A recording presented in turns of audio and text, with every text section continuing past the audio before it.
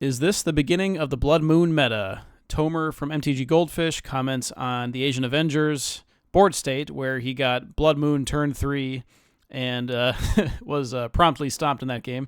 And so the Winter Moon card from the new Modern Horizons 3 spoilers has prompted the discussion about Blood Moon once again. And Blood Moon is played in 3% of EDH rec decks. The post from Saffron Olive on May 1st says that I've seen some arguments that cards like Winter Moon and Blood Moon only punish expensive mana bases, which I think is just wrong. If you are playing an optimal mana base, you can probably have a bunch of fetches. It's the mid-tier mana base playing janky duels that get hammered the most. And this applies a little bit to pre-constructed commander decks these days, which are getting more and more non-basics, although they still have a sizable number of basics. The the tapped basics especially get hard punished by Blood Moon. The question remains, how do we deal with these multicolored threatening commander decks like the Ur-Dragon, Atraxa, Ishin, a little bit, Kenrith, Joda especially. Joda, there's threads and threads on Joda just saying, oh, has anybody actually had fun playing against Joda? And it's like, well, kind of not really. Just greedy decks, Prismatic Bridge, Go Shintai, any 5-color deck, right? These decks have crazy mana bases, lots of duels, very few basics. And so the question is, are cards like Blood Moon and Winter Moon acceptable in these situations? Commander's Quarters did a video recently on the most hated enchantments of all time, which brings me into my kind of the main point of this video. It's not just a Blood Moon and Winter Moon/Winter Orb video. It's like a problematic artifact, enchantment, and even land permanents that sit on the board and force other decks down, unable to play. Blood Moon, I think, is less of an issue than cards like Winter Orb, obviously, which affects all lands. As long as Winter Orb is untapped, players can't untap more than one land during their untap steps. This is a little bit different from Winter Moon. It's a straight up players can't untap more than one non-basic land during their untap steps, which this works no matter what, even if you tap it. Winter Orb has the you can abuse it with tapping itself. So you have cards like Winter Orb, Stasis, Static Orb, Tabernacle, Rhystic Study, Nether Void, Smothering Tithe, Humility. Not as much the One Ring is it's just very strong, but Smokestack, Rising Waters, Back to Basics, and so on and so forth. Grave Pact, I should have brought that one up. And so I'll bring up Grave Pact. You have Grave Pact, and you also have Rest in Peace. And then you have Stony Silence. Should have had these pulled up. But yeah, the idea here is that you have these permanents to sit and play that stop decks from playing at all. And I would mention again, Blood Moon is the lesser evil amongst these. It still allows players to play the game. You have also Contamination, which is a little bit similar. I would say Contamination is worse than Blood Moon because, if I can spell that right, there we go. So Contamination. This card here, it's a black version of Blood Moon.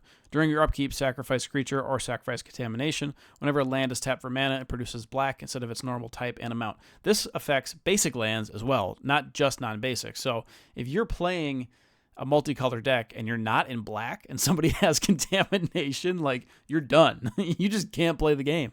So you better hope you have a mana rock or something. My issue here is that yes, there are powerful strategies. You have Miram, Atraxa, Ur-Dragon. You have all these commanders on the top list that are, well, maybe not Krenko, but all these cards here that are multicolored, very strong, must answer threats. Not just the commander, but the entire deck is incredibly powerful. And so players have resorted to these very strong hate cards that are really just not that fun. And to be fair, not that many players are playing Stony Silence. Rest in Peace has a little more because graveyards can get pretty powerful. Rest in Peace, though, is the issue here is that unlike a card like, for example, Soul Guide Lantern. So Soul Guide Lantern here, I think is perfectly fine because this is a one and done removal spell. Like you sacrifice it, exile each opponent's graveyard, right? It's very powerful. It happens one time though. And with a card like Rest in Peace, it's sitting there the whole game. The graveyard deck can't really get off their, can't really play until they remove this. Same deal for Grave Pact, Dictate of Erebos. These are not as bad as, I believe it's called Butcher of Malakir. Let me type that one in. I decided to type this time instead of having all the tabs pulled up because it's a little bit wonky that way. But yeah, Butcher of Malakir I think is fine because this is a similar idea to Grave Pact and Dictate. But with Butcher of Malakir, it's a 7-drop, number 1, and it's a creature, number 2. You can more easily remove this in almost in literally every color has answers to this. Not every color has answers to Grave Pact. Red cannot remove it. Black has a very difficult time. You can play Feed the Swarm and like 1 or 2 other cards, and that's it. Blue can bounce permanents sometimes, although blue isn't as concerned with that. So and this is like if you're a monocolor, but like let's say you are red blue and somebody plays a Grave Pact and you want you have a small number of tokens, like you can't touch this. So the issue here is like very strong enchantments, right? These cards break the game in my opinion, and it's really like the Staxy enchantments that are the problem. So like Impending Disaster, you could argue this does that, but this is a one and done also. A card like Blood Moon, which is kind of the focus, and Winter Moon, the new card, sit and play. They stop players from playing, and in most cases, they're not super fun. Now, if you have the Rule Zero conversation and you decide amongst your play group, hey, we're gonna have a mean game. Command Zone mentioned that. You're like, how do you guys feel about having a mean game? Let's pull out our mean decks. That's totally fine. You can have fun. It's like a little puzzle to solve the stacks sometimes.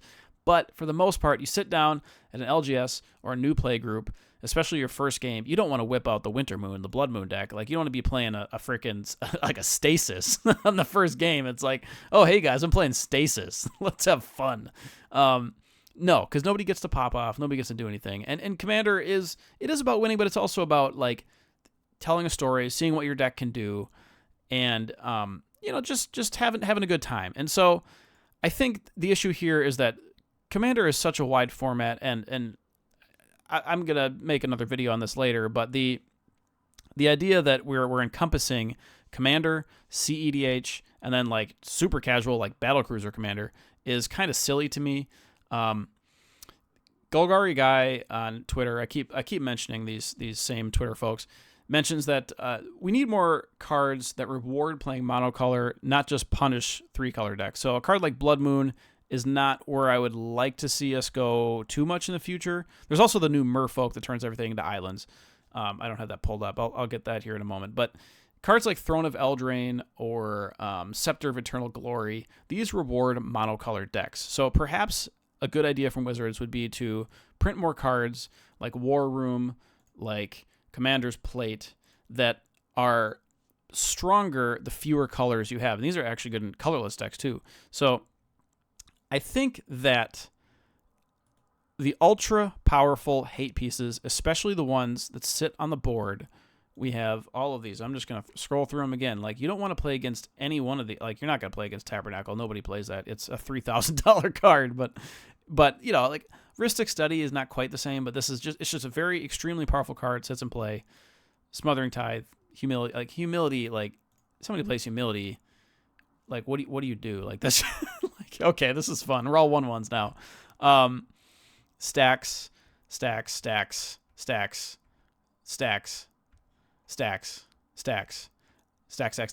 So like the idea here is that I want to play the game. I have a limited amount of time to play Magic in my life total. And if I sit down and somebody's playing these crazy cards, Blood Moon, again, not the craziest, but unexpected Blood Moons, this type of thing is, unless you're the Asian Avenger and you can laugh at it, it's a little bit overboard.